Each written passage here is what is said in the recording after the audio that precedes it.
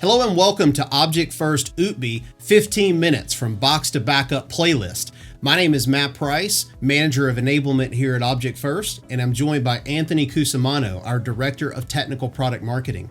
We wanted to take just a few minutes out of your day to give you the experience on what it would be like to open up the Ootbi package, whether you've already made your purchase and you're waiting on your unit to arrive, or perhaps you're just interested in what the experience would look like. So the first thing that I see here on the screen, Anthony, it looks like there's a quick start guide that's included right there on the top. Could you tell us more about what's on that?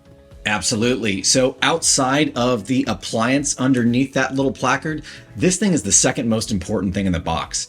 It is going to guide you through the entire setup of your Ootbi appliance, including how to rack and stack inside your server rack, as well as setup through the technical or textual user interface and configuration for getting Object First Ootbi hooked into Veeam. You don't want to lose this little thing. And we did laminate it, so kids love Ootbi. You can always use it as a placemat when you're done.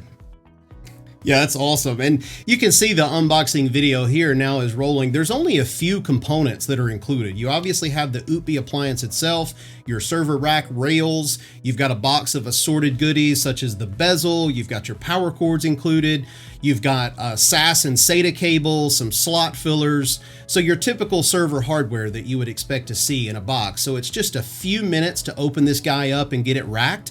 So Anthony, after they rack it, what's step two? Where do we go from here? Step two, if they're following that little placard, is to set up through the text user interface. And I think that's what we're going to be showing next, right, Matt?